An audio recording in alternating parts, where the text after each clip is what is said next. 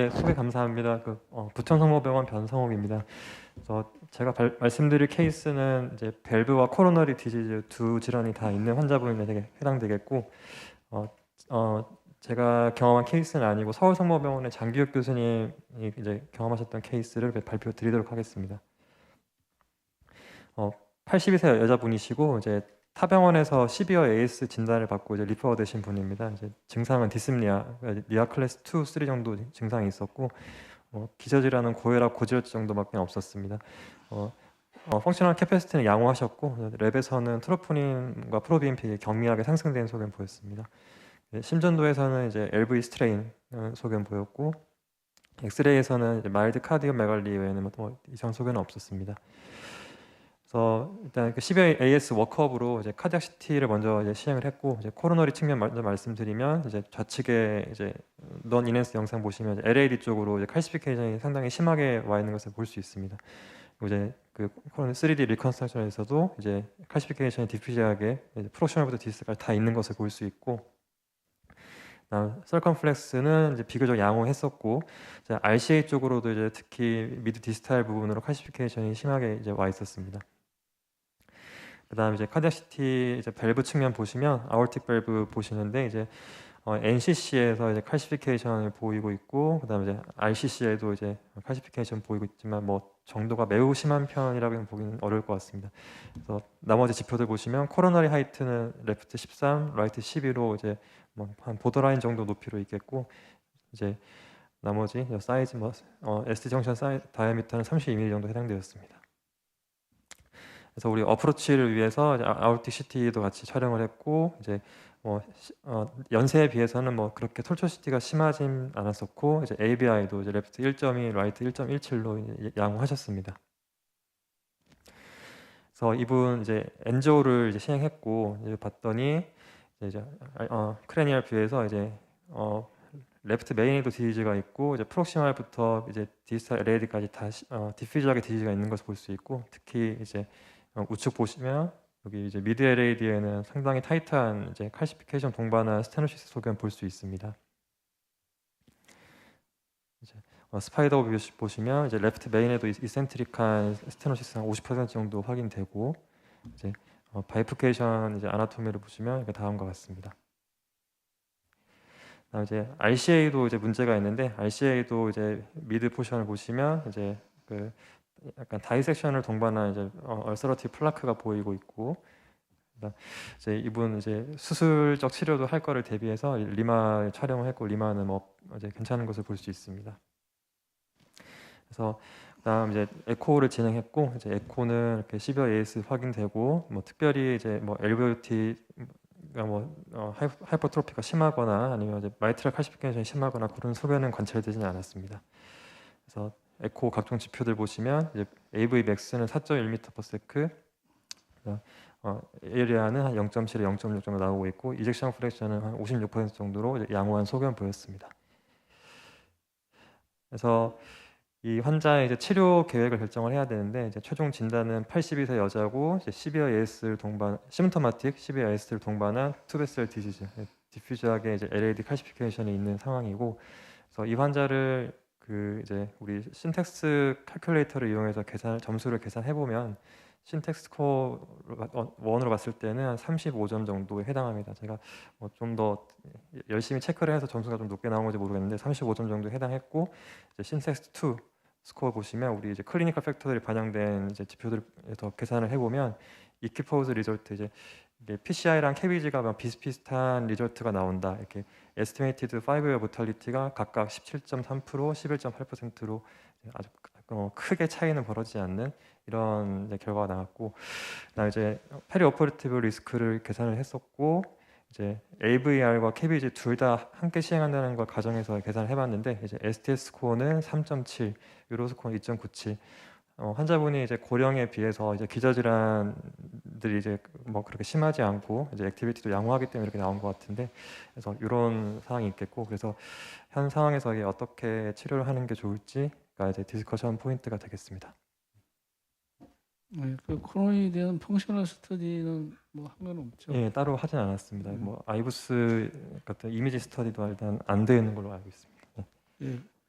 그러면 우리 카디올로지스트로는 강남 세브란스 병원의 민필기 교수, 그다음에 카디악 서저로는 신촌 세브란스 병원의 윤영남 교수님이 줌으로 접속돼 있습니다. 먼저 민필기 선생님이 좀 발표해 주시죠. 네, 슬라이드 혹시. 네. 저는 패널을 하라 그래서 하겠다고 그랬는데 뒤늦게 이런 포맷인 걸 알고 당황했습니다. 며칠 만에 알려준 거예요? 며칠 전에. 예, 한 일주일 전에. 아니, 시간 많이 줬네.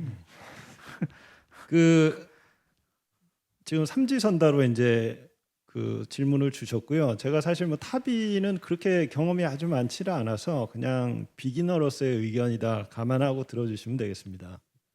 그래서 환자는 지금 보신 것처럼 페리옵 리스크 STS나 유로스코어 봐서는 뭐 로 리스크에 해당하지만 환자가 이제 나이가 82세라는 점이 있고요. 그래서 우리가 이제 리스크 페리옵 리스크뿐만이 아니고 클리니컬 캐릭터, 그다음에 아나토미컬 프로시저럴 팩터, 그다음에 컨커미턴트 카디악 서저리가 필요한가 뭐 이런 것들이 이제 다 고려해야 될 상황인 것 같습니다. 그래서 보시면 뭐 영에이지냐 올드에이지냐에 따라 달라질 거고 그 프로시저 할 때 뭐 베스 그 피모랄 그 베슬의 스테이터스나 그 뭐 에올타의 스테이터스 여러 가지 이제 고려해 가지고 탑이냐 사버나를 고민을 하게 될 텐데 또 하나는 이제 이 코로나리 아테리 디지즈가 있는 경우에 이게 너무나 명확하게 이 사람이 만약 캐비지를 해야 된다 그러면 굳이 타비를 하고 캐비지를 하는 거는 좀 이상할 것 같고 그래서 컨커미턴트 서저리를 해야 된다 그러면 뭐 당연히 그 사버를 고려를 해야 되지 않을까 생각이 되는데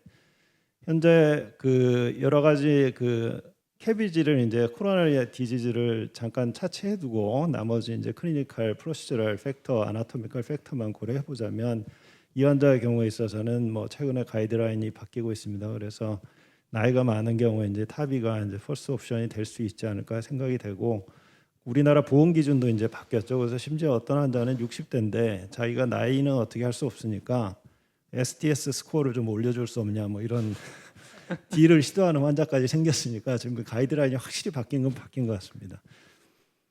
그래서 이제 컴바인드 CAD에서는 그럼 어떻게 할 것인가? 뭐 일단은 우리가 모든 환자를 타비 CT하면서 다 이밸루에이션 하죠. 그래서 네거티브가 프리딕트 밸류가 워낙 좋기 때문에 그거 룰아웃이 되고 대개는 이제 칼슘이 많고 그래서 룰아웃이 안 되는 경우가 많아서 인베이시브 안지오를 하게 되는데 PCI를 보통 통상적으로는 우리가 클리니컬 심텀 가지고 많이 판단하지만 이게 AS가 있어가지고 이게 심텀 오버랩이 많이 돼서 좀 애매한 면이 있고요. 그다음에 피지올로직 어세스 피저블 하다고 뭐 보고도 나오고 있고 하는데 어떤 모달리티 할 거냐 뭐 컨트로버시 하긴 하지만 어떤 보고에서는 탑이 시행 전과 후에 이 그 결과가 많이 달라진다 이런 보고도 있어서 좀 애매하고 그러면 뭐 PCI를 하게 되면 같은 그 컨커미턴트 프로시저를 할 거냐 아니면 스테이지드 PCI를 할 것이냐 또 고민이 될 거고 하게 되면 탑이 전에 할 거냐 아니면 동시에 할 거냐 아니면 탑이 하고 나서 할 거냐 뭐 이런 점들이 고려점이 될 것 같습니다.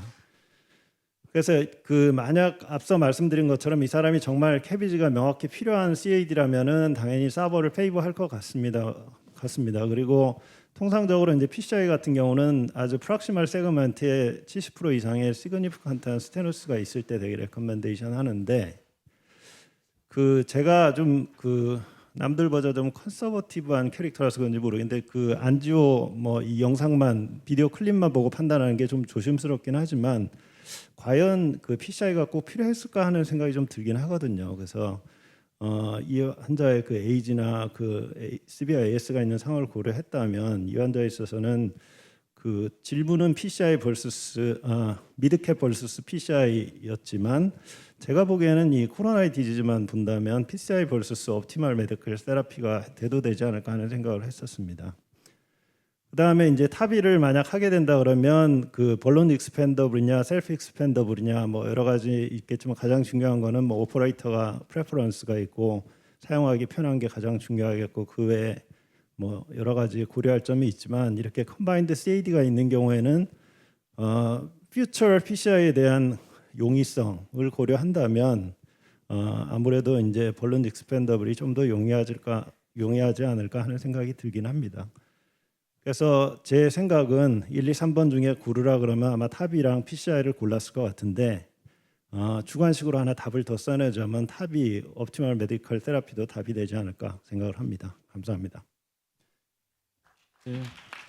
그러니까 이 환자는 AS가 없으면 PCI는 안 하고 그냥 메디컬 세라피 할 거고, 그다음에 민필 교수님은 자기 환자 중에서 시비어 AS가 진단되면 바로 그 AS를 치료하려고 환자한테 사바를 하든 타비를 하든 그걸 레코멘드 하나요? 실제 프랙티컬하게? AS가 있으면은 대개 에코파트를 보내거나요. 아니면 저한테 오래 다니신 분들 같은 경우는 이제 심텀하고 클리니컬 피처를 보고 에이심토마틱 하다 그러면 그냥 좀 정기적으로 에코 팔로업을 하면서 그냥 치료 없이 메디컬 세라피 하는 편입니다. 예, 유영남 교수님 나와 계시죠? 들리시나요? 네네, 네. 예, 그러면 좀 코멘트 부탁드립니다. 네, 개인적인 사정으로 참석을 못해서 굉장히 죄송하고요.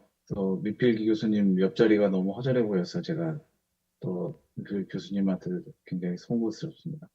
일단 케이스를 리뷰하기 전에 제가 이제 간단하게 준비를 해봤습니다. 일단은 가이드라인을 보시면 여러분들 이제 다 알고 계시겠지만은 밸브 하트 디지즈 가이드라인에서는 클래스 1만 말씀을 드리자고 하면은 세버 같은 경우는 75세 미만 경우에는 레커멘데이션 하고 있고요.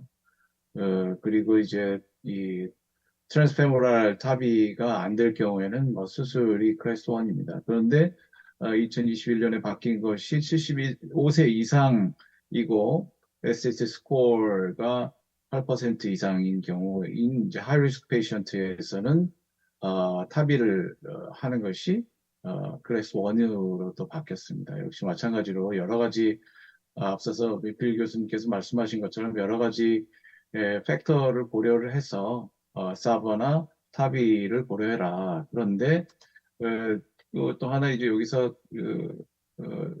이 케이스랑 좀 비슷한 경우가 사버는 예를 들어서 KBG 시비어 AS가 있었던 환자의 KBG가 필요할 때는 동시 수술을 하는 것이 좋겠다. 이렇게 레커멘데이션을 하고 있습니다. 근데 여기서 이제 단 하나 들어가는 것이 이제 엘더리 페이션트에서 어떻게 할 것인가에 대한 내용이겠죠.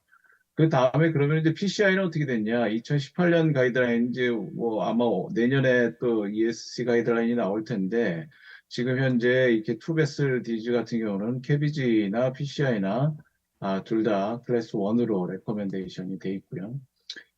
작년에 나온 ACC 가이드라인에서는 사실 투베슬에 대해서는 데피니트하게 클래시피케이션 주지 않았는데 이젝션 프랙션 괜찮고 트리플 베슬은 둘 다 2B로 되어 있습니다. 그래서 이런 케이스에서 이제 어떻게 하느냐. 그래서 오늘 리뷰할 수밖에 없는데 일단은 타버 PCI하고 사버 KBG를 했을 때 결과 어떻게 되느냐. 메타 어널리시스를 한번 조사를 해봤습니다. 결과를 보면은 30day MI, 30day stroke 둘 다 큰 차이가 없고요. 단 이제 MI 같은 경우는 이제 타비 PCI가 조금 베네핏이 있고 스트로크 같은 경우는 둘 다 똑같습니다. 30day mortality 같은 경우는 통계적 차이는 없지만 타버 PCI가 조금 더 베네핏이 있는 것으로 보인다 이렇게 되어 있고요. 그런데 2-year mortality를 보면은 이제 반대로 역전이 됩니다. 그래서 타버 PCI보다는 사버 KBG 하는 것이 베네핏이 있어 보인다. 하지만은 통계적 차이는 없다. 이렇게 되어 있습니다. 실제로 이제 이런 두 가지 비교하는 것이 그렇게 많지가 않습니다. 지금 이제 가장 최근에 나온 멀티센터 옵저베이셔널 스터디인데요. 옵저베이셔널 스터디이기 때문에 프로페시 스코어 매칭 해가지고 나눠봤는데 비슷합니다. 본 케이스하고 둘 다 80세 정도 되고요. STS 모탈리티는 5.8% 정도 되고 신텍스 스코어는 인터미디에이트 정도죠. 비교를 해보니까 월코스 모탈리티는 통계적 차이는 보이지는 않습니다. 하지만은 이제 타브 PCA가 조금 더 안 좋은 것으로 되어 있고요. 단지 이제 통계적 유의성을 보이는 것은 이제 뉴 리바스컬레이션 경우에 굉장히 한 6배 차이가 납니다. 타브 PCI를 했을 경우에 이러한 위험성이 있다.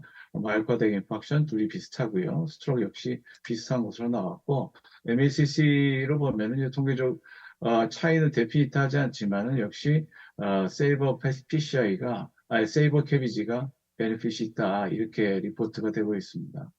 근데 이제 30일 이후 서바이벌 한 환자를 보면은 실제로 올코스 모탈리티나 뉴리바스카이제이션 자체가 타비 PCI가 안 좋은 것으로 그렇게 결론을 내렸습니다.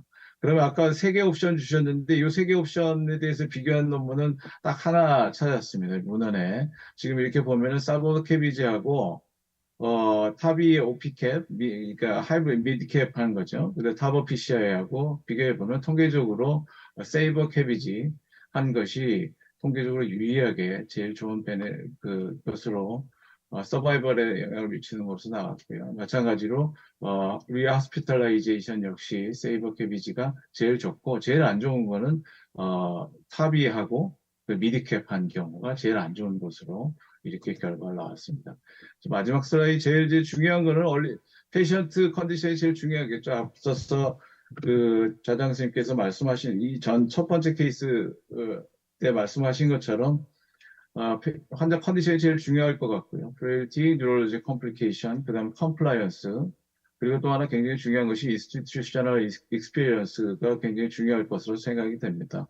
서전뿐만 아니고 파비리안 카디올로지스트의 익스피리언스가 중요할 것 같고, 레이트 페이스에서는 이제 실제로 이제 타비 PCI가 롱텀이 이제 리포트가 되고 있지만 실제로 PCI 같은 경우는 이제 롱텀 이 다 나와 있는 상황이고, 그래서 제 경우에는 뭐 이런 환자들은 굳이 당연히 이게 탑이하고 이제 다음 케이스 이제 나오겠지만은 굳이 탑이 PCI를 할 이유가 전혀 없고 수술 시간도 굉장히 사실은 캐비지하고 밸브 하는 거에 대해서는 전혀 무리가 없다고 생각하고요. 저는 이제 세버 플러스 캐비지로 결론을 내렸습니다. 이상입니다. 네, 감사합니다.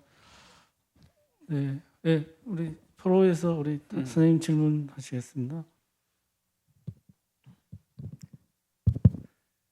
우리가 그 스테이블 안자이나에서 리바스큐레이션 세라피가 얼마나 효과가 있느냐 해서 아까 민필 선생님 말씀하신 건 전적 동의하거든요. 그래서 우리가 옵티멀 메디컬 세라피와 KBG 연구에서 가장 하이라이트는 스티치 연구거든요. 스티치 연구에서 어떻게 결과가 나왔냐면은 우리가 3베스트 디즈와 이젝션 프랙션 27%, LV 시스틱 볼륨 인덱스가 78인가 중에서 3개 중에서 2개를 만족한 환자에서 KBG가 효과가 있다고 돼 있거든요. 근데 솔직히 이 환자 같은 경우는 그걸 만족하지 않았어요. 그래서 여기서 과연 우리가 이 환자를 KBG를 해야 된다는 것을 과학적 근거가 있느냐 했을 때 그렇게 과학적 근거는 없다거든요. 그래서 여기서 이런 걸 할 때 아까 그 LAD 갖다 별 혈관이 있을 때 우리가 LAD 갖다 이스케미아가 있다는 그 개념과 이스케미아가 있는데 우리가 리바스큘라이제이션 세라피를 해야 된다는 개념은 상당히 분리해서 접근해야 된다. 그게 제 개인적인 생각이거든요. 그래서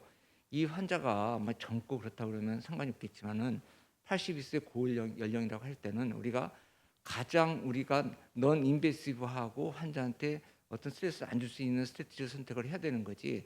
우리가 이게 보이는 대로 다 모든 걸 해야 된다는 것이 과연 환자한테 가장 최상의 결과를 얻을 수 있느냐 그것에 대해서는 한번 냉정하게 고민을 해야 될 것 같아요. 그래서 우리가 어떤 걸 했을 때 그 시술을 해야 된다는 그 조건이 만족하느냐 안 하냐가 먼저 스타트점이에요. 이게 만약에 이 시술과 리바스케이션 세라피를 갖다 해야 된다는 것이 만족하지 않을 때는 스타트부터 먼저 다시 생각해야 된다는 것이 우리가 어떤 사이언티픽 에비던스에서 가장 큰 핵심이 아닌가 생각합니다. 네, 감사합니다.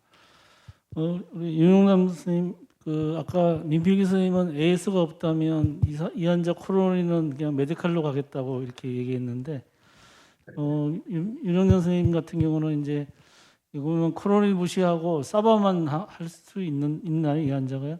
오피 리스크는 코로나 아티리즘이 있는데 오피 리스크는 별로 써준다는 생각 안 하나요? 코로나 디지즈. 당연히 생각하죠. 사실은 근데 지금 요즘 최근 보고에서 ABR하고 캐비지 한 환자들하고 ABR만 한 환자들하고의 서지컬 리스크가 거의 비슷한 것으로 나와 있습니다. 이게 과거에는 캐비지가 들어가면서 훨씬 리스크가 있다 이렇게 되어 있었는데 최근에는 이제 포스터 메디케이션이 굉장히 많이 좋아졌고요.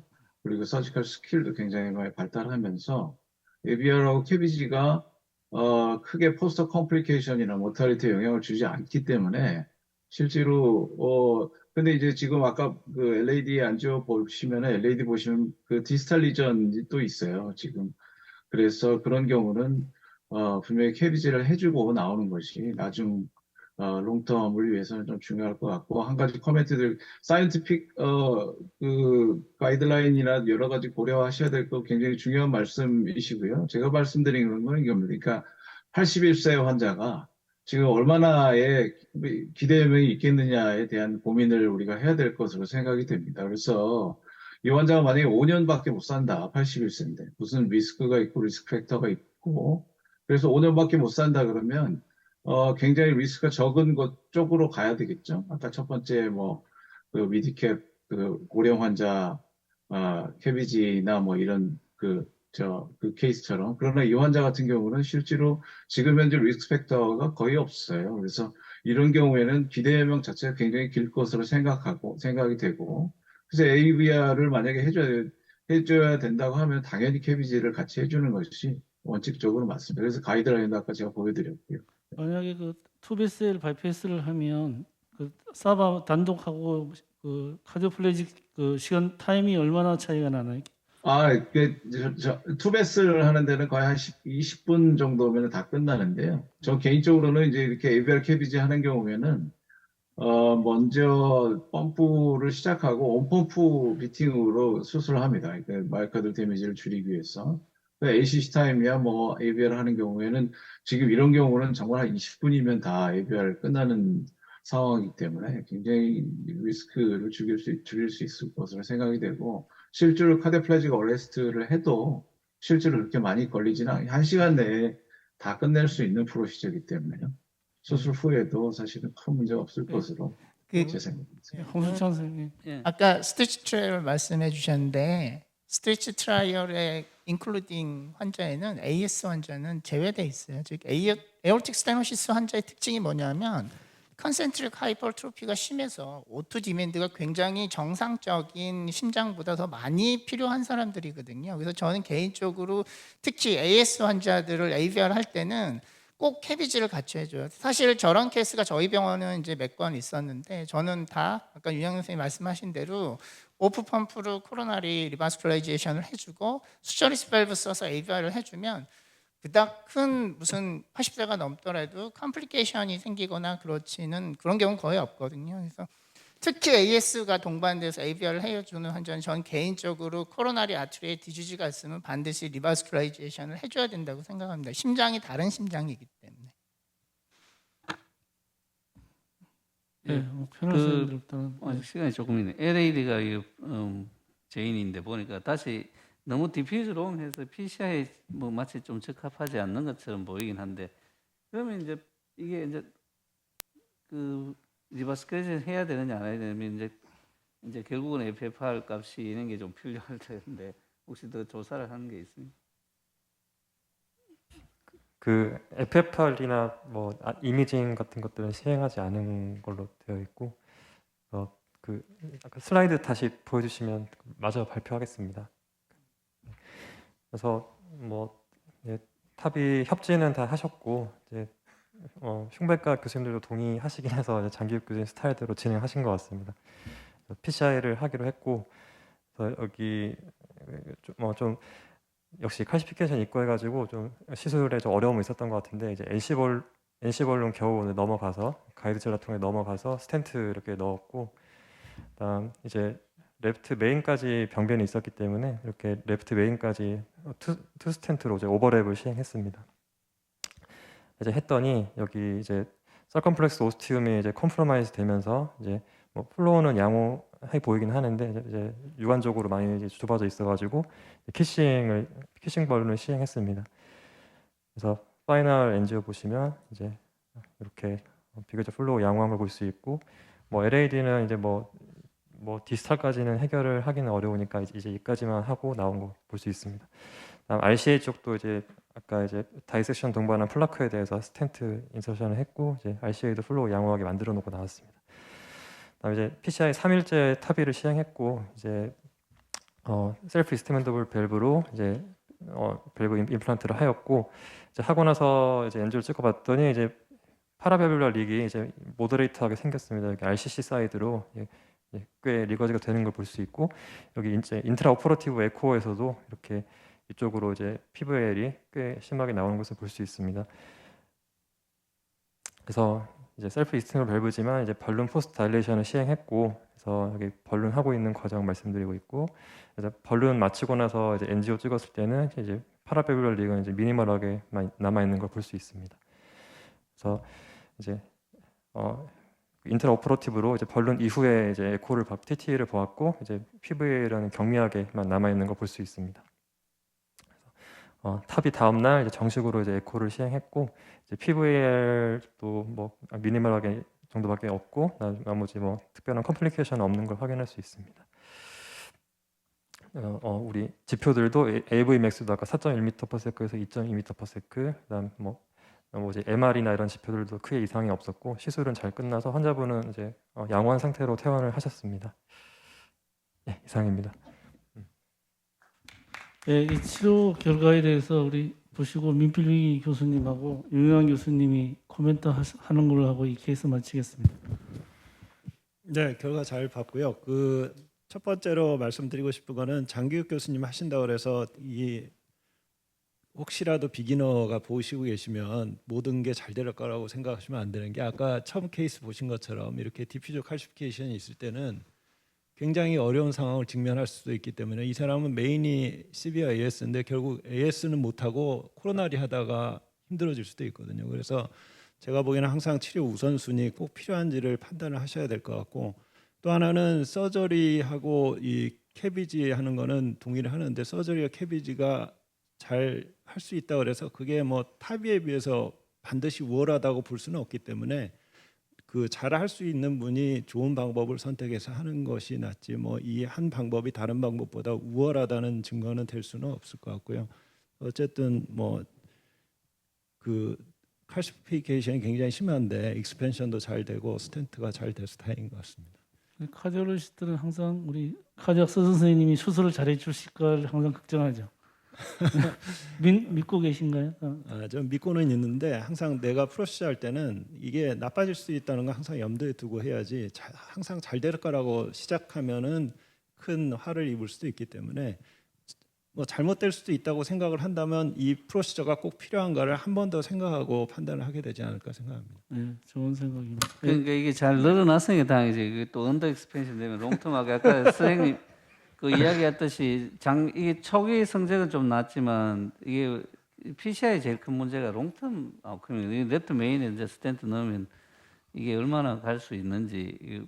그래서 이 케이스는 보니까 뭐 그래도 잘 다일레이션 되고 해서 지금 이니셜 성적은 굉장히 굿 리절트 얻었는데, 항상 운이 좋은 게 아니거든요. 운 나쁜 경우가 더 많다고 생각이 되기 때문에 미리 약간 로타라든지 상당히 뭐 하려면 상당히. 네, 그럼 마지막으로 우리 유인남 선생님 코멘트 듣고 네네. 마치도록 하겠습니다. 감사합니다. 저도 뭐 박헌식 교수님 말씀하신 거에 동의하고, 사실 이 케이스의 논점은 사실 그 코로나리 아트리 디지즈에 대한 트리트먼트를 어떻게 하느냐에 대한 논점이고, 그 앞선 케이스 마찬가지로 이렇게 디퓨즈 롱 리전, 디스탈 LAD의 리전이 있을 때 이렇게 문제를 했을 때, 지금 이제 스탠트 모두 다 알고 계시잖아요. 이 리전을 했을 때 나중에 PCI 후에 컴플리케이션이나 이런 것들이 생길 가능성이 높다. 이런 것을 고려하고, 또 결론적으로는 지금 이제 키싱 스텐트가 들어가 있는 상태고, 그래서 굉장히 많이 팔로우업을 하셔야 되고, 나중에 이 PCI 때문에 생길 문제점을 이제 배제를 할 수가 없는 상황이 되기 때문에 전에 잘 판단을 하시면 좋을 것 같고요. 그리고 서지컬 ABR 관련해서는 뭐 사실 계속 디베이팅 하고 있는 중이니까 시간이 지나면 그건 결론이 날 것으로 생각이 됩니다. 네. 예, 고맙습니다. 예, 변성호 선생님 수고했고요. 우리 두 분 교수님 감사합니다. 네, 마치겠습니다. 감사합니다. 예.